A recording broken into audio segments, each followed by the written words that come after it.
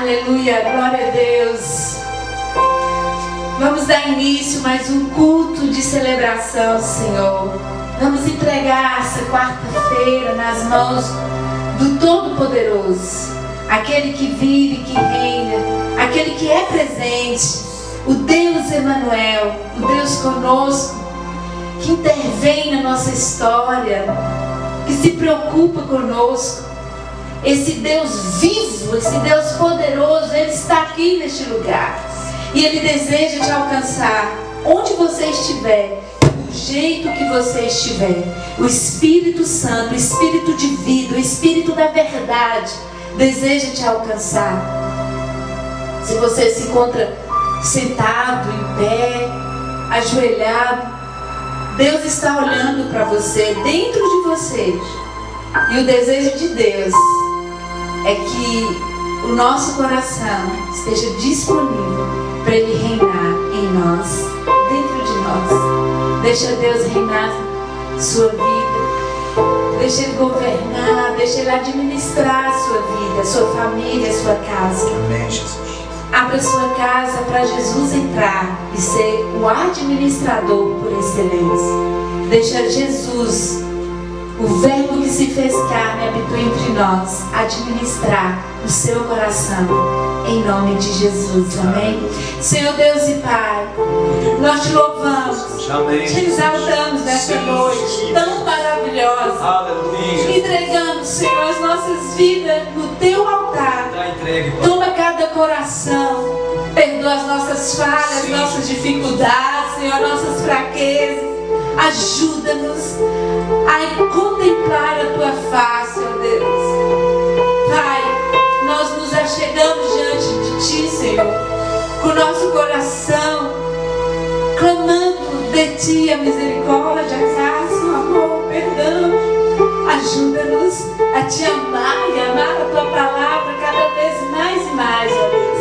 Em nome de Jesus. Toma cada coração, cada vida que nos assiste, Pai, que está participando conosco nesse culto maravilhoso. Alcança essa pessoa agora, Espírito Santo, e vai ministrando a tua vida, a vida do Senhor, Pai, em cada mente, em cada coração. Prepara, Senhor, desbloqueia a mente para que a tua palavra seja ministrada, Senhor. Vai alcançando não só o nosso país, não só o Brasil, mas alcança as nações, Senhor. Por onde essa palavra, o vento do Espírito Santo levar, que leva a vida de Deus, que leva a conversão, que leva a salvação, a cura, a restauração, que o milagre aconteça.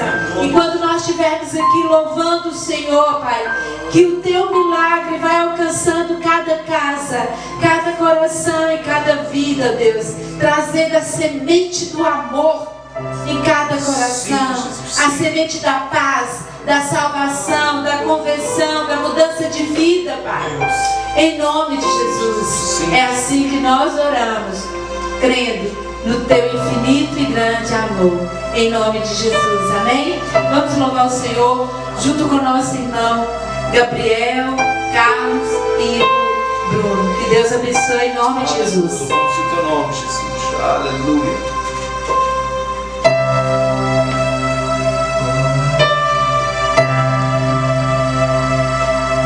É sua, pode entrar, vazio de mim. Sim, meu Deus, aleluia. Vazio de mim. Sim, meu Deus. Oh, Jesus, louvamos o teu nome. Eu tô a teu trono. Toma, Jesus.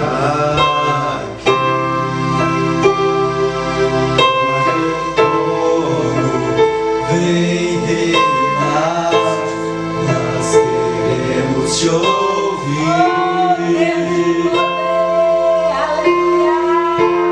Nós queremos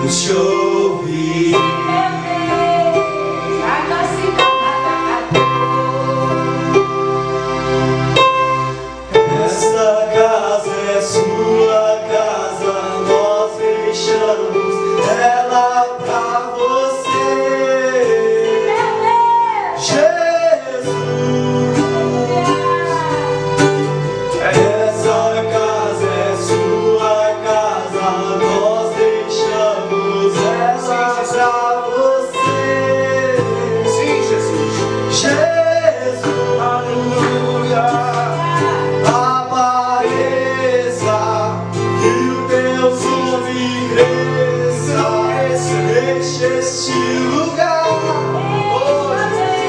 Enche este lugar. Aleluia.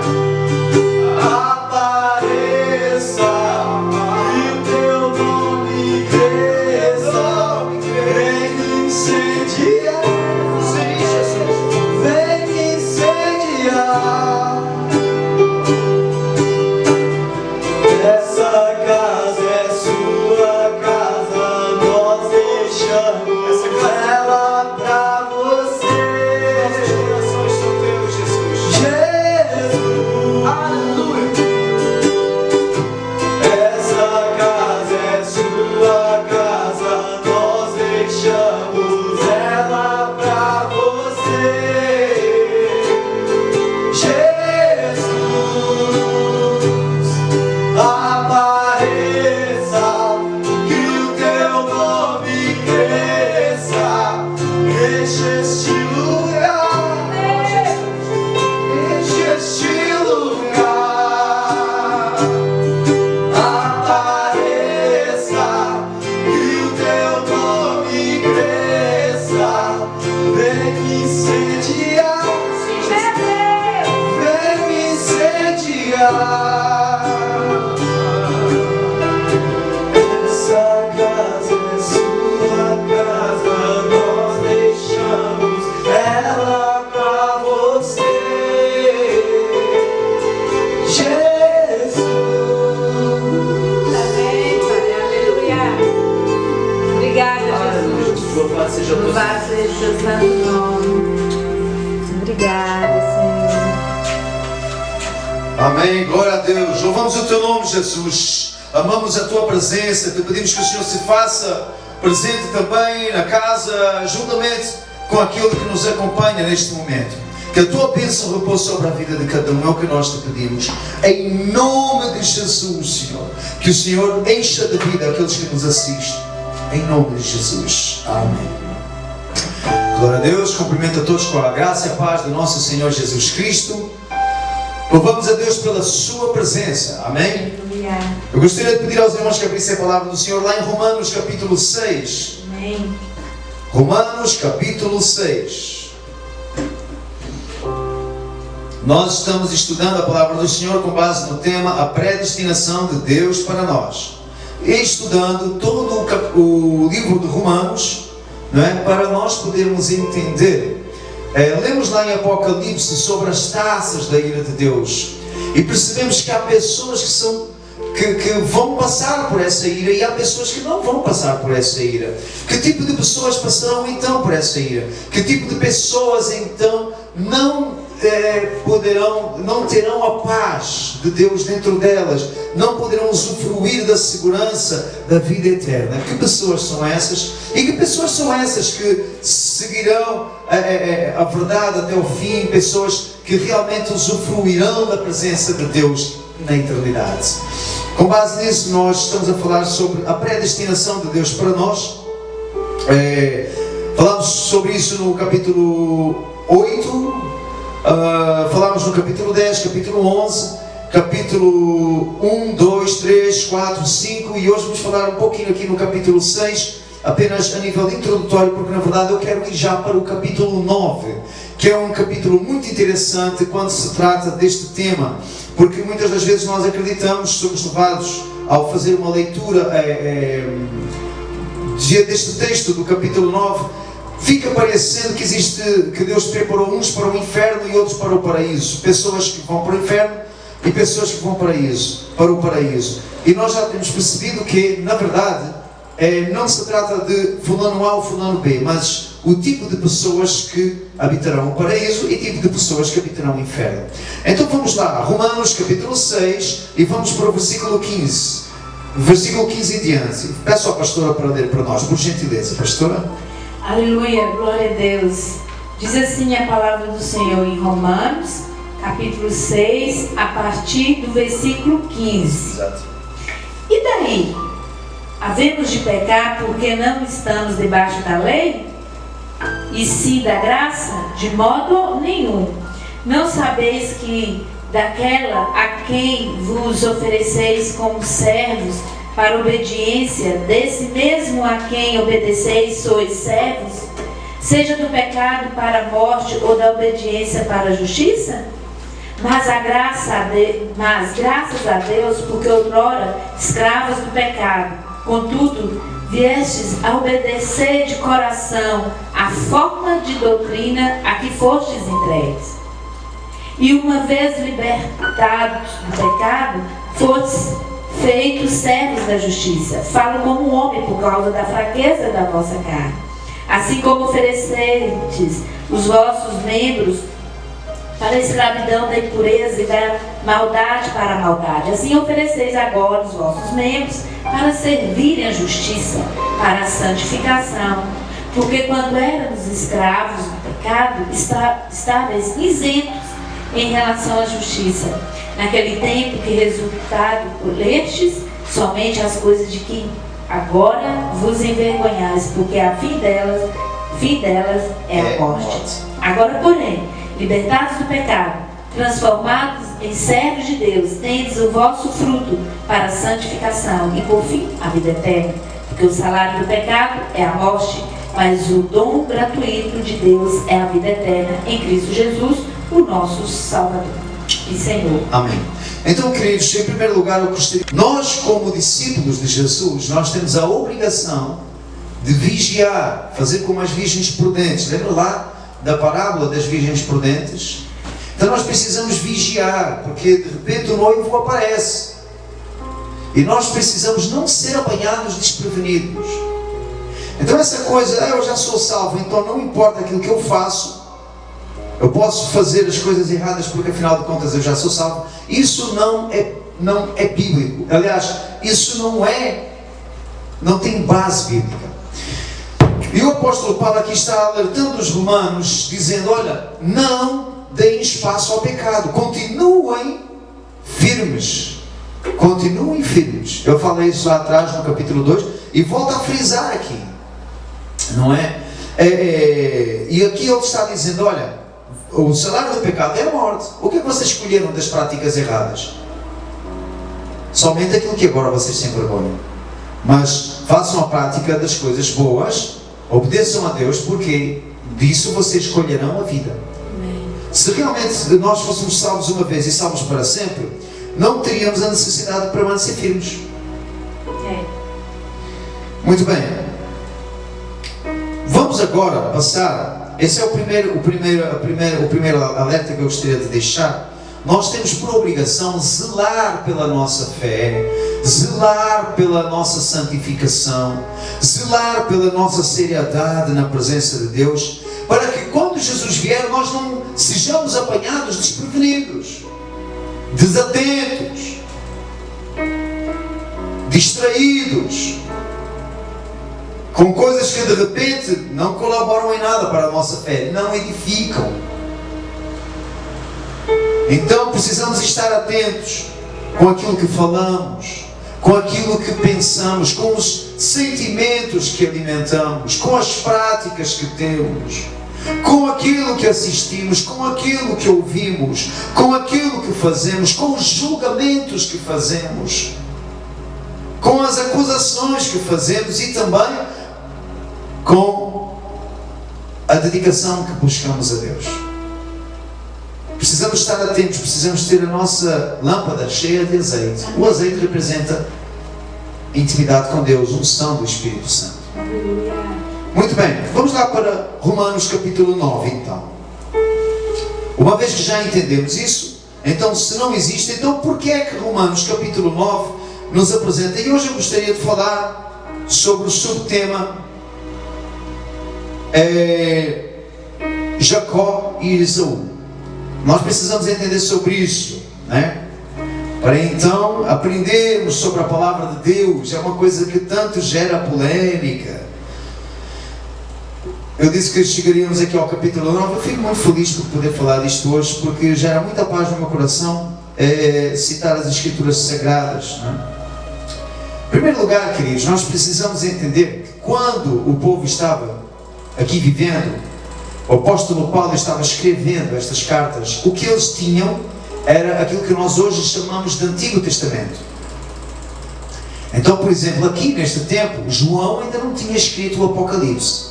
Só para dar um exemplo. O Novo Testamento ele foi compilado anos mais tarde, após a morte inclusivamente de João. Então nós precisamos entender isso. Então Paulo ele se refere aqui às Escrituras Sagradas, ou seja, àquilo que nós hoje chamamos de Antigo Testamento. Então, para entendermos melhor o que Paulo quer dizer, precisamos ir lá no Antigo Testamento. Mas vamos ver então o que Paulo fala sobre Esaú e sobre Jacó. Vamos lá, pastora, versículo 10, a partir do versículo 10. Diz assim: e não ela somente, mas também Rebeca, ao conceber de um só, Isaque, nosso pai. Estamos em Romanos, capítulo 9, versículo 10, tá bom? Sim. E ainda não eram os gêmeos nascidos, nem tinham praticado o bem ou o mal, para que o propósito de Deus quanto à eleição... Ok. Subir aí, propósito e eleição. Prevalecesse não por obras, mas por aquele que chama.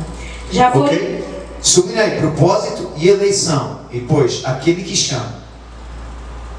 Vai lá. Já foram dito a ela: o mais velho será servo do mais moço. Tem alguma vírgula aí, pastor? Não. Depois do moço? Não. Continua. Como está escrito: amei Jacó, porém me aborreci de Esaú. Ok, muito bem. Tem aqui a palavra do Senhor. Este tem sido um assunto que gera muita polêmica. Em primeiro lugar, Jacó. Quando se fala sobre este tema, eu vou com muita calma para que fique claro. Eu tenho aqui mais 4 textos para ler com os irmãos hoje. Então eu prometo que antes da meia-noite a gente sai daqui. Jacó, quando fala de eleição, lembrando que Jacó foi aquele que depois foi chamado de Israel. Jacó quer dizer mentiroso, enganador, na verdade, enganador. E Israel quer dizer campeão. Precisamos lembrar que Jacó precisou lutar como um anjo, lembra? Que ele lutou pela bênção. E que Jacó foi pedir perdão a Esaú. Jacó foi pedir perdão a Esaú. Depois disso, é que realmente, depois de receber a bênção de Deus, né, para que ele pudesse realmente pedir perdão a Esaú sem ser morto. E Esaú perdoa, eles abraçam-se, eles beijam-se, eles ficam muito felizes de se encontrarem. Jacó estava à espera de ser maltratado pelo irmão. O irmão faz uma grande festa. Esaú, em vez de maltratar Jacó, faz uma grande festa. E nós podemos aprender muito sobre o amor entre esses dois irmãos, que conseguiram vencer essa rivalidade como pessoas, como irmãos, eles conseguiram vencer essa rivalidade. Mas acontece que realmente Jacó, o nome quer dizer enganador. No ventre da mãe, Deus disse: o mais novo será, o mais velho será servo do mais novo. E diz: olha, você tem 2 nações dentro de você. Você tem 2 nações dentro de você. Né? Onde é que isto se passa, pastor? O apóstolo Paulo está aqui falando, em Romanos capítulo 9, mas esta história aconteceu muito atrás, está bom? Porque primeiro o povo de Israel teve que ser formado, para depois vir Davi, para depois da descendência de Davi aparecer então Jesus, para depois Jesus ser morto, ressurreto, e depois o apóstolo Paulo poder escrever Romanos capítulo 9. Então, aqui vamos lá. O apóstolo Paulo está aqui referindo uma passagem que está lá em Gênesis. Então abre lá comigo em Gênesis 25. Vamos lá ver aqui uma coisa. Gênesis 25, 23. Aleluia. Diz assim a palavra do Senhor, lá no Gênesis: capítulo 25, versículo 23. Isso. Respondeu-lhe o Senhor: 2 nações há no teu ventre, 2 povos nascidos de ti se dividirão. Um povo será mais forte que o outro, e o mais velho servirá ao mais moço. Ok? Pastora, procura para mim aí depois disso. Continua lendo. Vamos ver se fala aqui alguma coisa acerca daquela parte. Aborreci-me de Esaú e me alegrei em Jacó. Tem alguma coisa aí em Gênesis? Não tem. Sabe porquê? Referente às nações e à briga que haveria das nações, isto aconteceu porque a mãe sentiu um brigar com o outro dentro do ventre. O ventre se agitava. E ao indagar com Deus, Deus lhe respondeu: o que se passa é isto. Deus vê dentro do ventre. Amém? O que se passa é que dentro de você tem isto e isto. Então Deus sabia que iriam nascer ali 2 nações.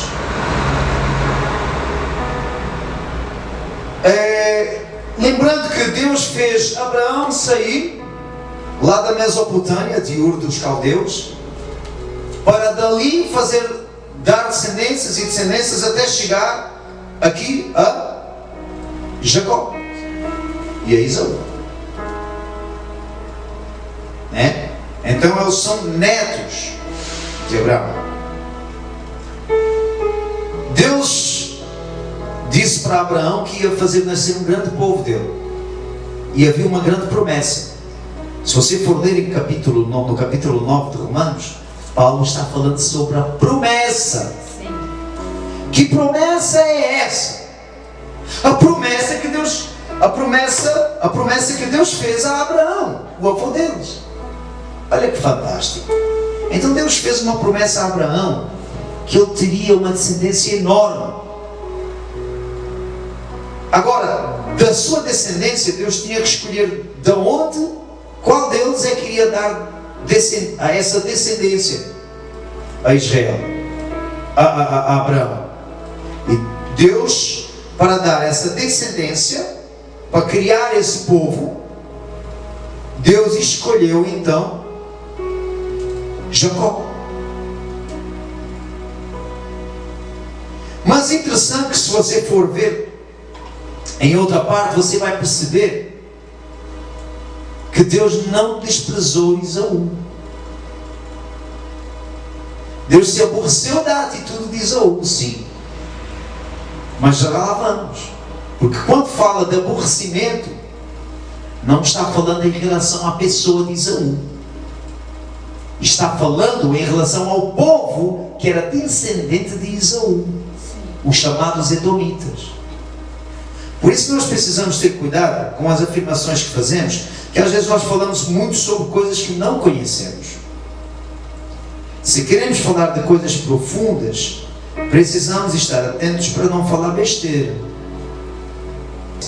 A promessa era a descendência que Deus disse que ia dar a Abraão.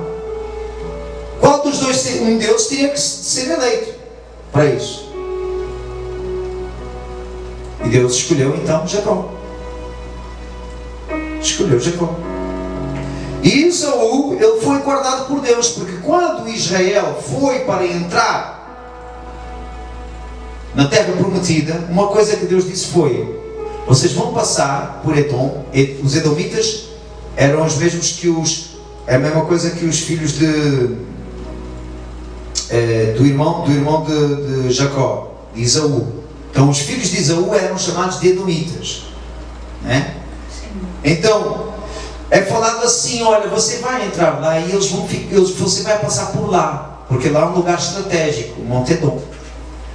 Mas você não vai invadir a terra deles, pelo contrário, você vai tratá-los bem. Eles vão ficar com medo de você, mas vocês vão tratá-los bem. Vocês vão comprar comida na mão deles, vocês não vão roubar, vocês não vão pilhar, vocês não vão invadir os Edomitas, não, vocês vão respeitar, porque eles são irmãos de vocês. Vocês vão comprar a comida na mão deles. Olha Deus guardando Esaú. Não a pessoa de Esaú propriamente, mas o povo. Será que se Deus odiasse mesmo, no sentido apto da palavra, Ele faria isso? Aquilo que fez Deus se desagradar desse povo veio lá na frente, porque esse povo foi contra o propósito. Lembra que eu pedi para você sublinhar propósito? Que propósito era esse? O cumprimento da promessa, o aparecimento do povo de Deus. Deus precisava eleger um povo, lembra? Que nós falamos lá em Romanos capítulo 2. Deus precisava eleger um povo para que esse povo servisse as nações, para que esse povo mostrasse como é que é servir a Deus. Então Deus escolheu Jacó para levantar esse povo. Mas dentro da barriga da mãe de Jacó, ele estava lá com Esaú brigando, e Deus explicou: olha, vai haver duas nações. Porque era necessário que houvesse essa separação, para que as coisas pudessem acontecer. Assim como foi necessária a invasão da Babilônia e muitas outras coisas que aconteceram com Israel. Assim como infelizmente é necessária a vida do anticristo para que o plano de Deus se cumpra. Mas voltando aqui, então em Gênesis 25, 23, nós percebemos que está falando em relação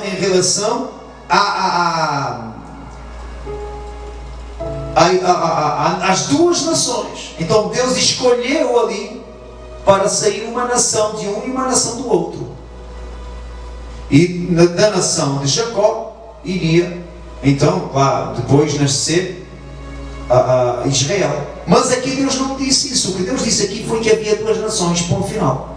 Há duas nações, o mais velho servirá ao mais novo, e ficou por aí.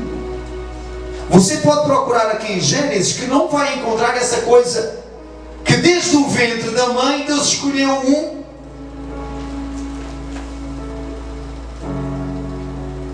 e se aborreceu do outro, como pessoas. Então o que é que isto quer dizer? Vamos lá para Romanos 9. Vamos ler de novo aí, Romanos 9 a partir do 10. Para entendermos melhor, porque nós precisamos, Paulo está se referindo ao Antigo Testamento. A Bíblia explica a própria Bíblia. Como a Bíblia não se contradiz, precisamos entender o que é que isto quer dizer.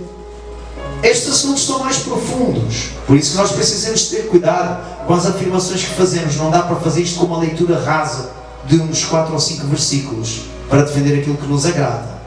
Isso é pecado, não é? Respeito à palavra de Deus.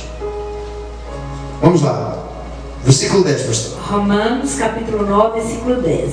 Não ela somente, mas também Rebeca, ao conceder de um só Isaac, nosso pai, e ainda não eram gêmeos nascidos, nem tinham praticado bem ou mal, para que o propósito de Deus quanto à eleição. Quanto à eleição.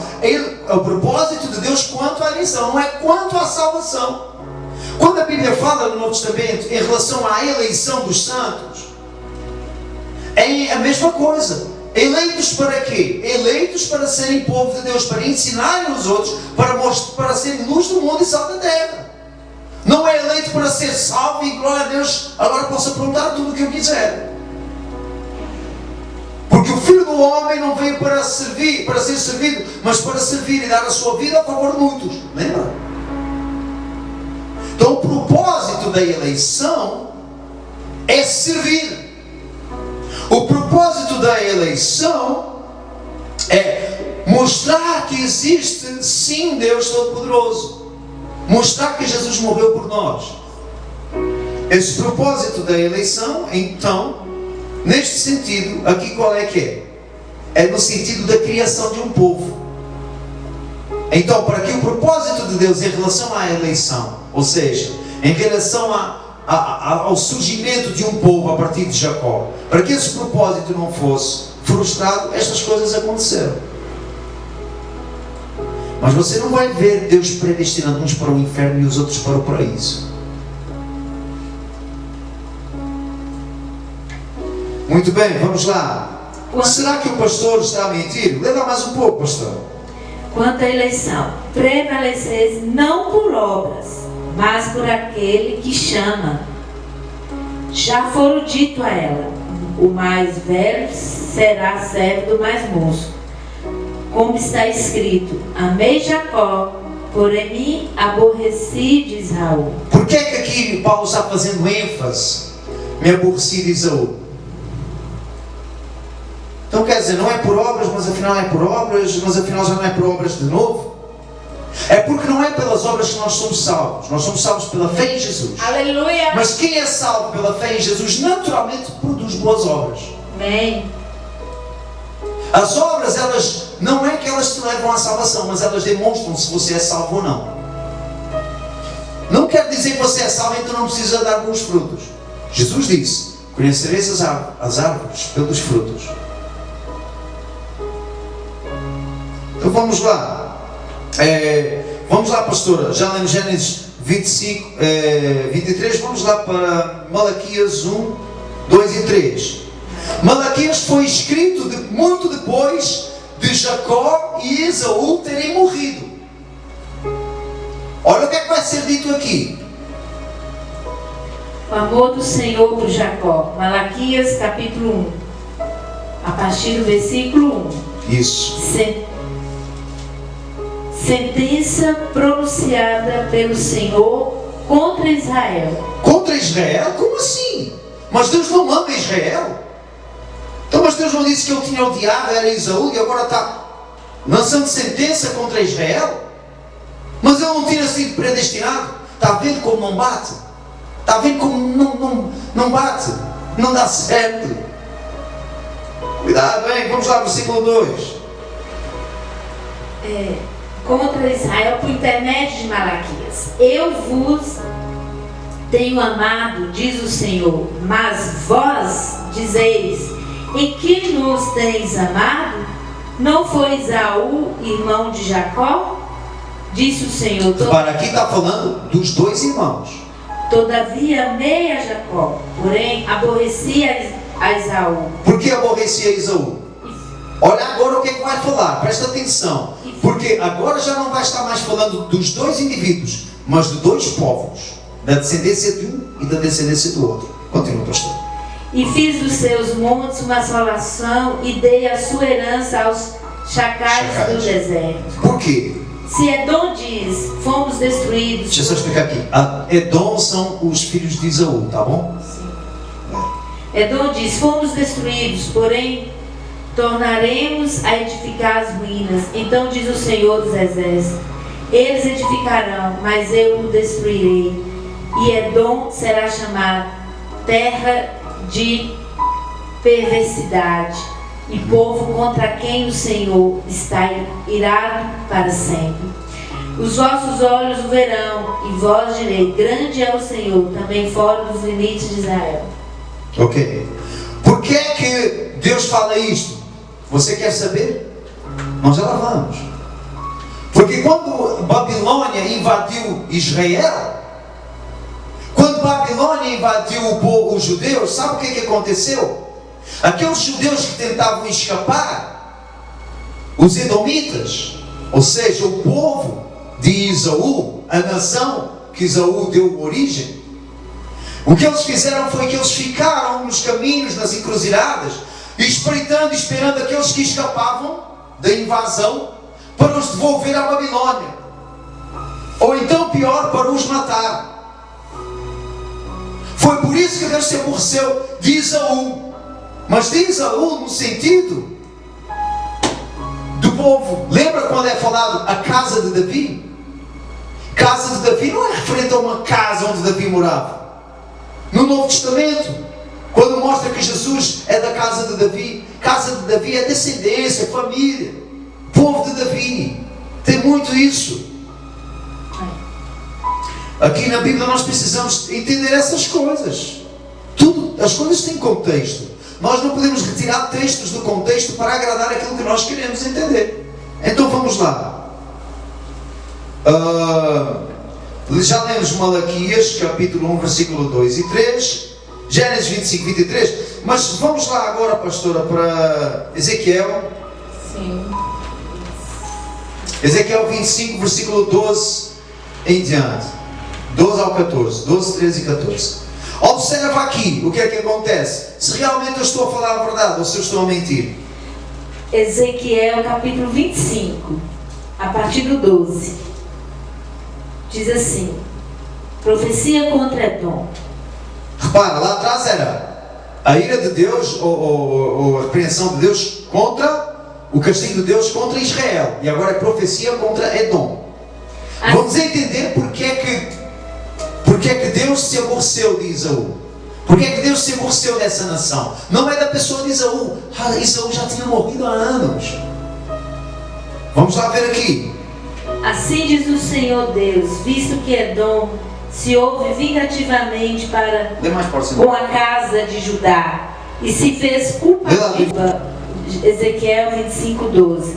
Assim diz o Senhor Deus, visto que Edom se houve vingativamente para com a casa de Judá. Vingativamente, ou seja, como Esaú tinha sido enganado por Jacó, eles resolveram se vingar. Um povo ficou com raiva do outro. Lembrando que o próprio Esaú havia perdoado o irmão, mas a sua descendência ficou com raiva. Sabe quando o filho compra uma briga que o pai já abriu mão faz tempo? Foi isso que aconteceu. Vai lá. E se fez culpadíssimo quando se vingou dela. Assim diz o Senhor. Peraí, se fez culpado? Então não foi Deus que o predestinou para ser culpado? Ele se fez culpado. Ele se significa que a pessoa fez isso com ela mesma. Tá bom? Aqui é português, aqui não precisa nem ir no hebraico. Aqui é mínimo, aqui é primeiro, segundo, terceiro, quarto ano é o suficiente para entender isto. Não precisa nem ir para quinto ano. Vai lá. Assim diz o Senhor Deus, também estenderei a mão contra Edom e eliminarei dele homens e animais. Torná-lo-ei deserto, desde Temã até Dedã cairão a espada. Exercerei a minha vingança contra Edom, por intermédio do meu povo de Israel. Este fará em Edom segundo a minha ira e segundo o meu furor, e os edomitas conhecerão a minha vingança, diz o Senhor Deus. E então, o que é que você me diz? O apóstolo Paulo está ali a falar de um povo que agiu errado? Ou está a falar da situação deles física, terrena, aqui na terra? Ou está a falar da sua salvação espiritual? Pois é.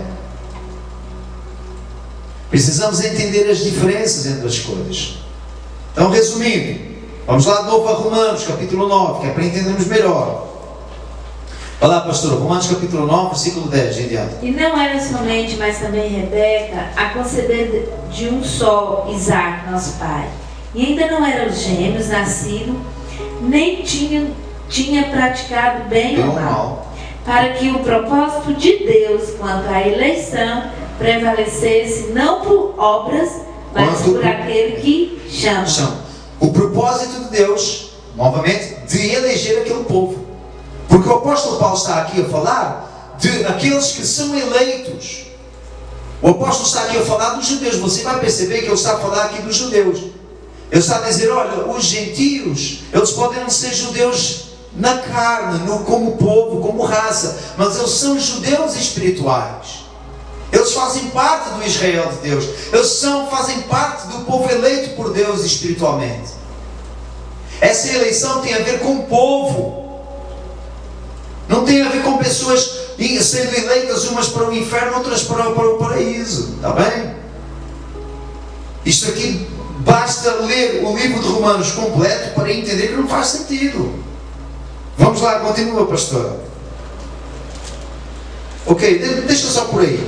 Semana que vem a gente vai dar continuidade. Mas eu gostaria ainda que já abrimos em Ezequiel. Vamos abrir lá em Obadias. Obadias foi todo escrito por causa desse povo.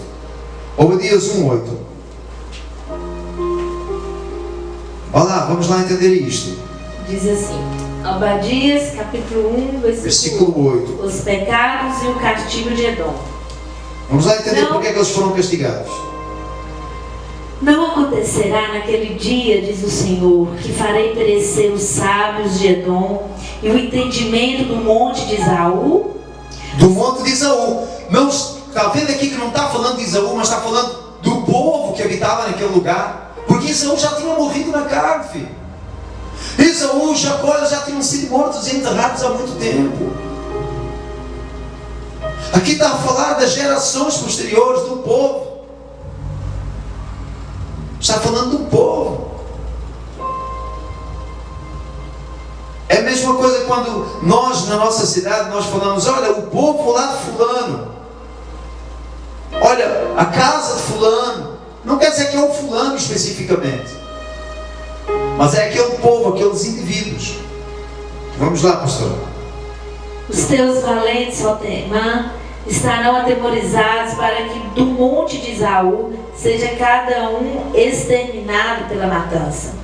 Por causa da violência. Por causa do quê? Da violência. Por causa do quê? Da violência. Não foi por causa da predestinação, não. Não foi por causa da eleição, não. Por causa da violência feita a teu irmão Jacó. Para, se eles tivessem tratado Jacó com decência, Deus não os ia exterminar, porque o próprio Deus os guardou. O próprio Deus que lá atrás tinha dito: olha, Israel, não invadam Edom, deixem eles em paz. Eles são irmãos de vocês. Agora o próprio Deus está a dizer: Edom, vocês vão ser invadidos por Israel, por causa da maneira como vocês o trataram mal. Foram buscar briga antiga. E agora, eu, o Senhor, vou vingar. É isso que Deus está dizendo aqui. Continua, pastor. Cobrir-te-á a vergonha e serás exterminado para sempre. No dia que, estando tu presente, estranhos lhe levaram os bens e estrangeiros lhe... Olha aqui o que é que eles fizeram com Israel. Presta atenção. Vê lá de novo, pastora. No dia que, estando tu presente, estranhos lhe levaram os bens. Ou seja, estranhos levaram os bens de Israel. Lhe estenderam pelas portas e deitaram sorte sobre Jerusalém. Tu mesmo eras um deles. Ok, tu mesmo eras um deles. Ou seja, eles apoiaram os babilônios. Mas tu não devias ter olhado com prazer para o dia de teu irmão, o dia da sua calamidade, nem ter te alegrado sobre os filhos de Judá no dia da sua ruína, nem ter falado de boca cheia do dia da angústia. Não devias ter entrado pela porta do meu povo no dia da sua calamidade. Tu não devias ter olhado com prazer para o seu mal. Então peraí, mas tu não devias? Então, mas não foi Deus que os predestinou para isso? Como é que agora mesmo Deus os repreende por aquilo que Deus já os havia predestinado? Continua, pastor. Não devias ter parado nas encruzilhadas. Olha o que é que eles fizeram com o povo de Israel. Olha porque é que Deus se desagradou desse povo. Não foi da pessoa de Esaú. Acorda! Não foi da pessoa de Esaú. Foi do povo, da sua descendência. Não devias ter parado nas encruzilhadas para exterminares os que escapassem, nem ter entregado aos que lhe restassem no dia da angústia. Olha o que é que eles fizeram. Eles exterminaram aqueles que conseguiam escapar. Eles iam lá, se conseguiam escapar, pois eu vou te matar. Você já está fraco, cansado e com fome, ferido, agora eu te mato. Ou então melhor, eu te vendo como escravo para a Babilônia. Você conseguiu escapar, mas eu não vou deixar você escapar. Eles ficaram nas encruzilhadas à espera para poder pegar o outro. Então, resumindo, quando fala sobre do ventre, eles ainda não tinham brigado, nem tinham feito nem o bem nem o mal. Então, para que o propósito da eleição, para o propósito de Deus, quando a eleição não viesse a ser frustrada, quando fala sobre que quando Deus diz para a sua mãe: olha, o mais velho será servo do mais novo, foi em Gênesis 25, 23. Tempos depois, muitos anos depois, após os dois terem morrido, aí é que Deus diz que se aborreceu de Esaú e mostra o povo, mas não a pessoa de Esaú. Meu irmão, para bom entendedor, minha palavra basta. Aqui está a palavra completa. Glória a Deus. Amém. Então nós estamos fechando, estamos terminando aqui. Queria te dizer uma coisa. Oh Deus. Deus te predestinou para a salvação. Amém, Jesus. Deus predestinou a humanidade para a salvação. Como diz lá em 1 Timóteo, porque Deus quer que todos os homens sejam salvos e venham ao conhecimento da verdade. Assim como diz lá em João, quando fala sobre aquilo que veio ao mundo, não para condenar o mundo, a saber, Jesus, mas para que o mundo, ou seja, todos, fossem salvos por intermédio de Deus, porque Ele deu a sua vida a favor de todos. Então Jesus morreu por todos. Aquele que vai ter uma atitude íntegra, e aquele que vai ter uma atitude íntegra perante aquele sacrifício que Jesus fez, esse será salvo. Aquele que tem uma atitude de desprezo, esse será condenado. Simples assim. Deus fala, cabe a nós ouvir. Oremos. Amém, Jesus. Senhor Jesus, nós louvamos o Teu nome, Te entregamos tudo o que foi falado.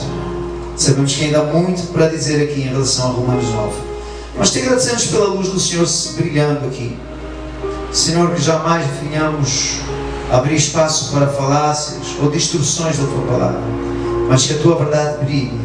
Em nome de Jesus, que os nossos corações sempre se alegrem e se comprazam na verdade do Evangelho.